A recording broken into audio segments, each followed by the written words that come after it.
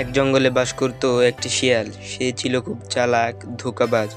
পাজি শিয়ালটা জঙ্গলে অন্যান্য প্রাণীদের সঙ্গে প্রথমে বন্ধুত্ব করত,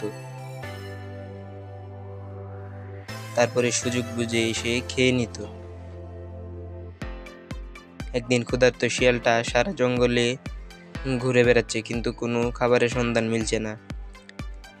তাই শিয়ালটা যেহেতু পাজি এবং ধোঁকাবাজ ছিল, তাই জঙ্গলে তার কোনো বন্ধুও ছিল না। জঙ্গলে সব প্রাণী তাকে দেখলে মুখ ফিরিয়ে নিত। তাই পাজি শিয়ালটা জঙ্গলে জঙ্গলে ঘুরতো এবং নিজের শিকারের খোঁজ করত। হঠাৎ করে শিয়ালটা একদিন জঙ্গলের ভিতরে অনেক বড় একটা গাছের মগডালে একটি মুরগি দেখতে পেল। আরে বাহ মোরগ, এটা তো আমার প্রিয় খাবার। এটা খেলে তো আমি অনেকদিন না খেয়ে কাটিয়ে দিতে পারবো। কিন্তু মুরগি ছিল শিয়ালের নাগালের বাইরে। ধরা বা ছোঁয়ার কোনোটারই সাধ্য ছিল না শিয়ালের। তাই শিয়াল বুদ্ধি বের করলো। ওই মুরগি, তুমি কি জানো না জঙ্গলে একটা নতুন আইন চালু হয়েছে?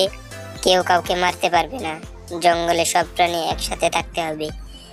মুরগিটাও চালাক কম ছিল না। শিয়াল যে মিথ্যা কথা বলছে এটা মুরগি বুঝতে পারছিল। আচ্ছা, এই কথা ঠিক আছে। মুরগিটা ঠিক আছে বলে শিয়ালের প্ল্যান এখানেই ভেস্তে দিল। কিন্তু শিয়ালও হাল ছাড়ার পাত্র নয়। সে মুরগিটিকে নিচে নামানোর জন্য আবারও বলল, আরে মোরগ, এবার তো আদেশ এসেছে, সবাইকে একসাথে থাকতে হবে। শিয়াল আর কখনোই মুরগিকে খাবে না।